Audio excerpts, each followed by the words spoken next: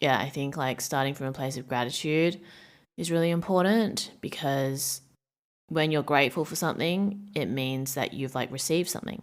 So being grateful is like, okay, I acknowledge the things that I have and what I've received, and I'm like ready to be grateful for something new.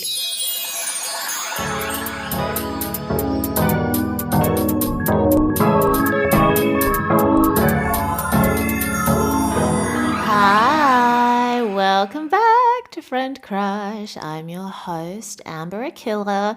This is my podcast where I talk about stuff and things cute, chaotic, and critical thinking. You can follow me on Instagram, TikTok, SoundCloud, Spotify at Amber Akilla. And the meme page for this podcast is at friend.crush on Instagram. Buy some merch from friendcrush.club. And obviously, we're in the business of being hot and having fun as we define it. How could I forget? I hope everyone's doing well. I'm doing good. Yeah, not much to report on that front. So today's episode is about, what are you doing with your life? What am I doing with my life? I don't know. And I think like this question used to weigh so much more heavily on me when I was younger. And I think that like there's definitely a privilege to the mindset or the view that I have. So I'm not going to like minimize that at all. But I think, if you were able to have your base needs met, and, you're doing like okay, your material needs are covered for the most part, I think that we can create a lot of unnecessary anxiety around what we're doing with our lives, and like thinking that we have to find that, and finding it will just like make all our problems go away, or everything will make sense. But I think in the last few years especially, I've just come to appreciate so much more like how it's not really about what you're doing, but whether you're enjoying yourself. This ties back to being hot and having fun. Basically, I feel like this season is just me like coming at hot and having fun mindset from like different angles. But recently I was like talking to a friend who's a little bit younger than me. Essentially, like my friend was saying, she's just not sure like what she wants to do. Like she kind of fell into the career that she has, and she doesn't really feel like she has any interests or hobbies outside of work. And she feels like, she's meeting all these people that are doing all these different things, and she just doesn't feel like she's doing as much as everyone. And I think from like my perspective, for someone her age, I think she's doing great. I think there's like so much potential for her. There's so many opportunities that will become available to her the more that she embraces, like the city that she's in, the life that she has, and the more that she's open to like new opportunities. And I basically said to her, like, you don't really need to worry about what you're doing. I think now you can ask yourself, what kind of experiences are you looking for? How do you want to feel in the process of, discovering what you enjoy? Because the idea that it's like, okay, she's just going to like try a bunch of things, and then suddenly she's going to go from like working in marketing, and she's going to realize like, I want to work in finance. And when I figure out that I want to work in finance, then, I'm going to feel accomplished. But I don't really think that life works that way, at least in my experience and in my observation. I think that there are very few people in the world who are kind of like born with an innate purpose, and I feel like if you were one of those people, you would already know that and you would be working towards it. And it's not about being like a better or a worse person. It's just that different people have different paths. And I think that for a lot of people, your path and your journey is going to be more about one of discovery, more about one of experience, than it is about feeling like you're defined by something, feeling like you are driven by like one specific skill or task or purpose, And even then, like some people have that very early on in life, and then at different stages of their life, there are going to be different things that are going to be fulfilling for them. So it's not just about the title or the description of what they're doing, but the experience that they're having as they're doing it. So I said to my friend, like, you know, if you enjoy what you're doing now, like you don't hate it, then recognizing and appreciating that you have this foundation to work with, and that now you're opening yourself up to new things, whether that's like new connections, new experiences, new hobbies, new interests, new activities, that is going to lead you in new directions, rather than thinking it has to be such a narrow path from like, I'm doing this and then I need to figure out like exactly what the next thing is. Just kind of like broadening your perspective a little bit, like broadening your perspective, and then also being a little more curious about different things that come your way, I think is how you can expand your experience. So I was saying to her, I used to think like, if I have this many followers, if I make this much money, if I have this kind of title, if I work at or with or for like this kind of company, then I'm going to be happy. Then I'm going to be fulfilled. Then I'm going to feel a sense of achievement. Like that's how I used to think. And then now I try to think like, what kind of things do I want to do? What kind of experience do I want to have? When I'm working, how do I want to feel? What type of people do I want to work with? Because for me, like working in the creative industry, and objectively you'd be like, oh well, you've worked with like this brand and that brand and that brand, like that's cool for your portfolio, but on a personal level it's like, well, did I enjoy the process of those projects, regardless of like what the brand was or what the publication was? Like, did I have a good time? And I've mentioned before how I try to separate personal and professional sense of like value and achievement. Like both things are important, but for different reasons. It's not like you have to pick one or the other. It's not like I'm like fully focused on the experience and I don't give a shit about my portfolio, or I only care about my portfolio and I don't care about my experience. Like I'm looking for a balance that works for me. And for some people, just going for the portfolio stuff is how they feel fulfilled. Other people, it's like they don't give a shit about how it looks to other people as long as they're having a good time. And that ratio is going to be different for everyone. And I think finding and discovering and exploring what that ratio is for you and how you can manage it and how you can make the most out of your life and how you can achieve your goals is more fulfilling and more interesting than just thinking that you have to just constantly pursue one feeling or just constantly pursue like checking boxes and being able to like flex your portfolio. So like, for example, I was saying to her, because I met her through a project that we worked on together. And I was like, I don't go to bed thinking like, oh my God, I'm so glad that I've worked with like the brand that we worked with. I go to bed thinking like, wow, I had such a fun day with like this friend that I met through this project, like sometimes I think about like some of the most like intense and like shitty projects I've worked on, but how much closer that's brought me to the people that I worked on that project with. So in spite of the fact that like, the brand wasn't cool or like the client was like really annoying, I still had a good time, or I still got something out of it. I still learned a lot out of it. And that is more important to me than the portfolio or how things look or like what exactly I was doing, because my experience was like what I'm more focused on. And it's similar to the way people talk about like, people don't, I don't remember what the saying is exactly, but it's like they don't remember what you said.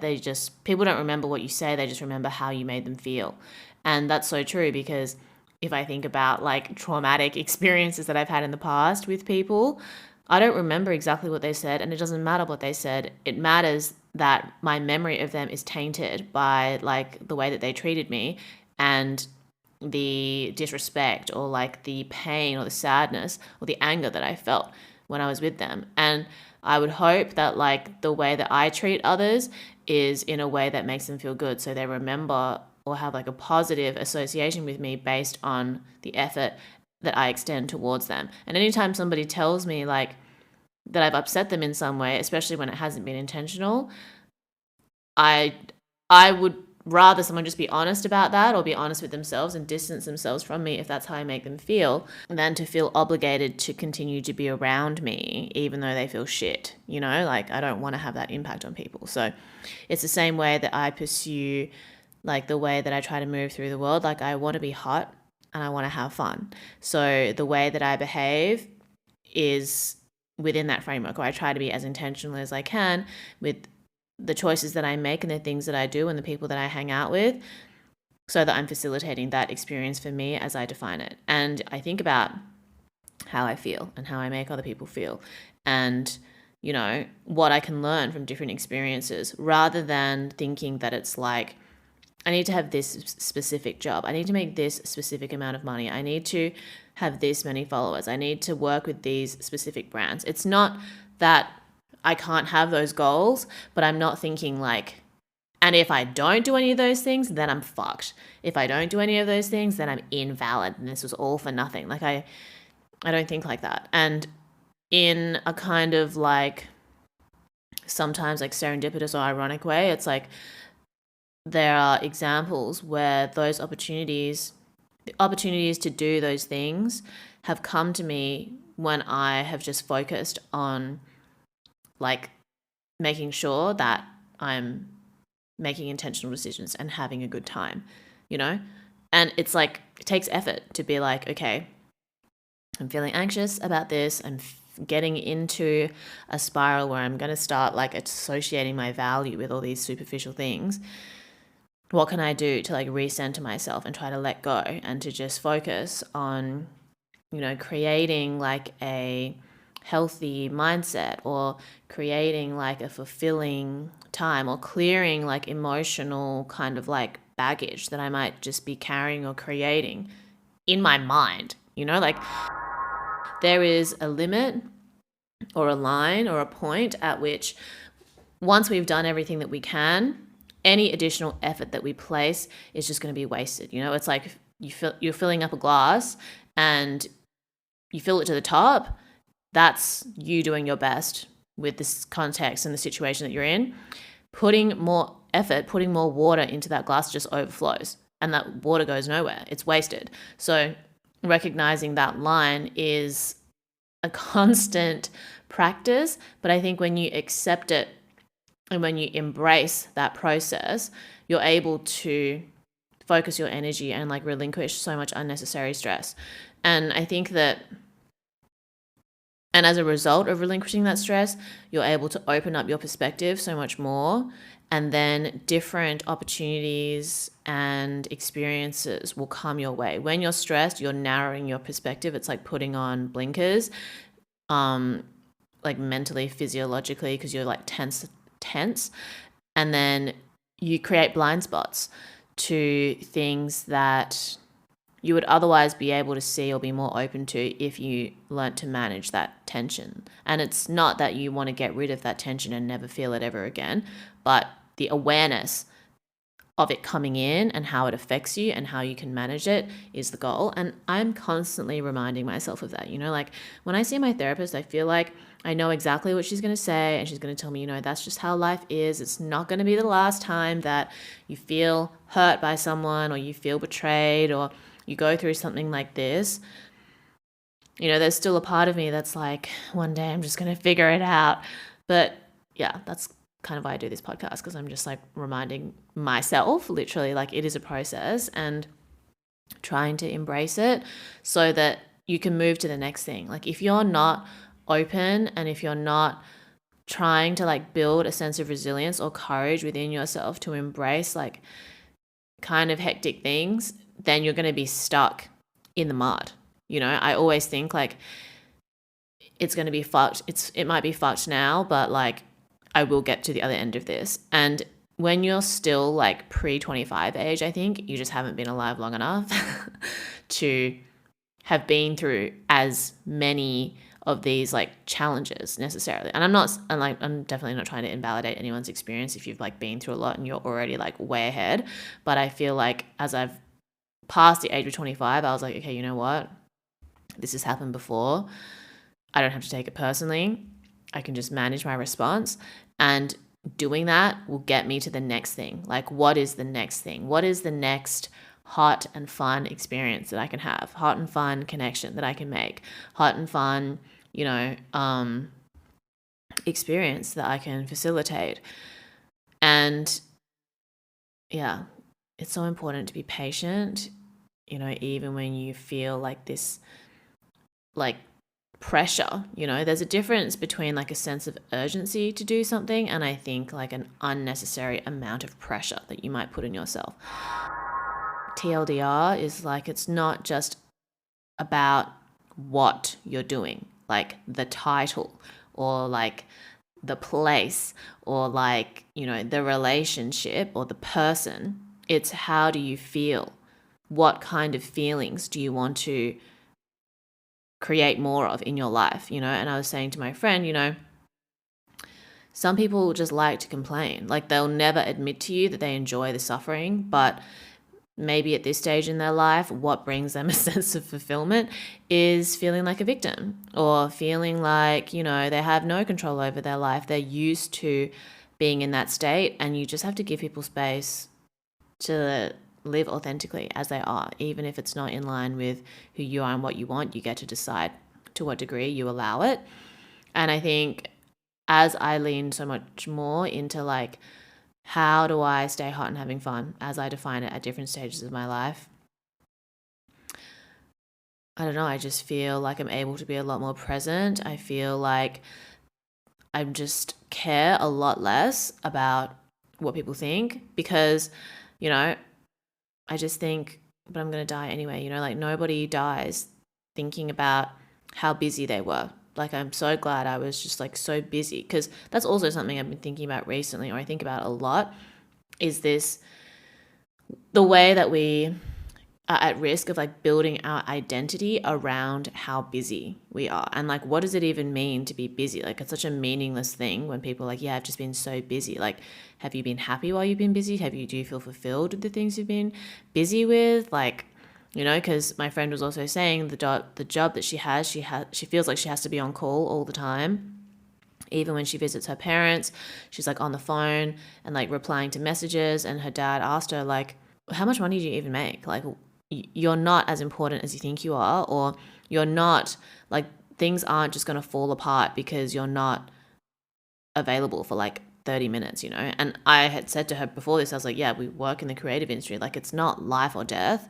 And people can wait for you. Just because someone sends you a message now doesn't mean you need to reply straight away. And I think this is also the way that like the labor market takes advantage of young people by gassing them up or like convincing them that, you're so important and like you need to be online all the time. You need to make yourself available if you want to be successful. You need to suffer in order to feel a sense of achievement.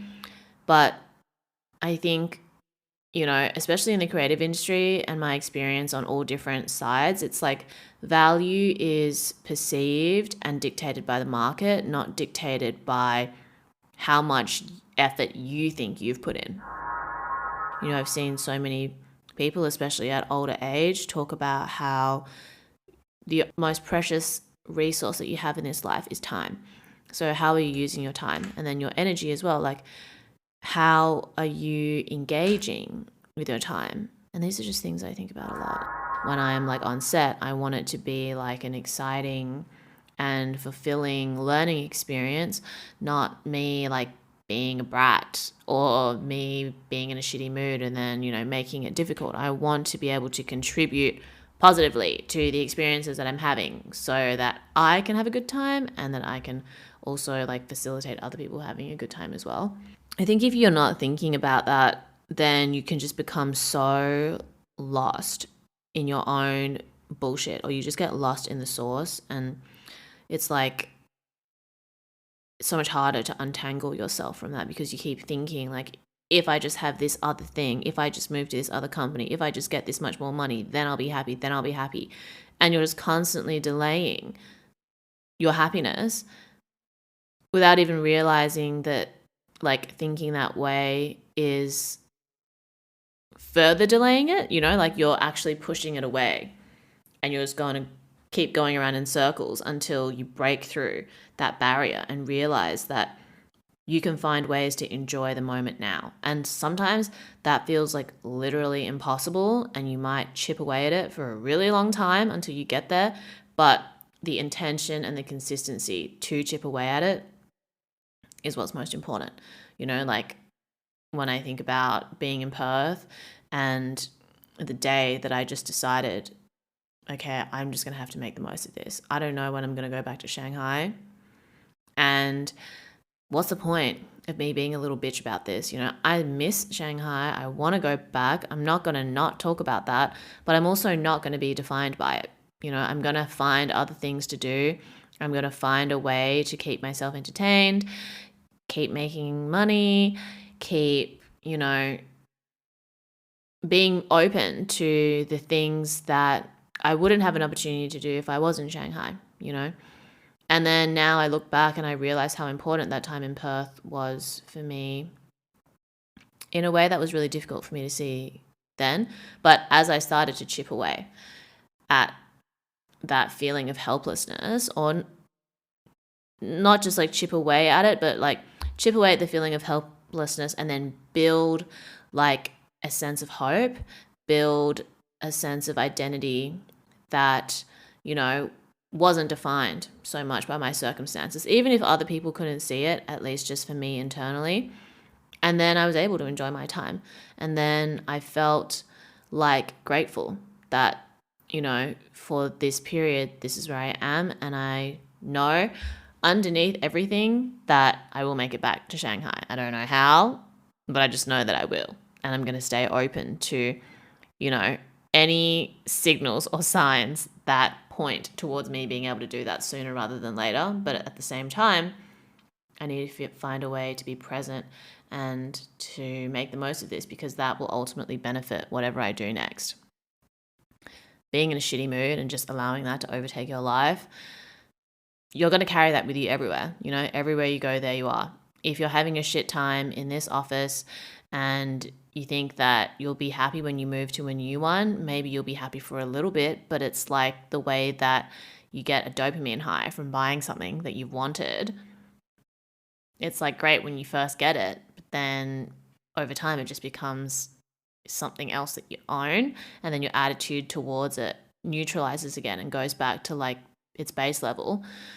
And then there you are, bitter again, because you relied on like an external source to make you happy and created a conditional kind of like exchange, when if you were generating it from within you, it's like that can go in any direction and you never know who's going to like respond.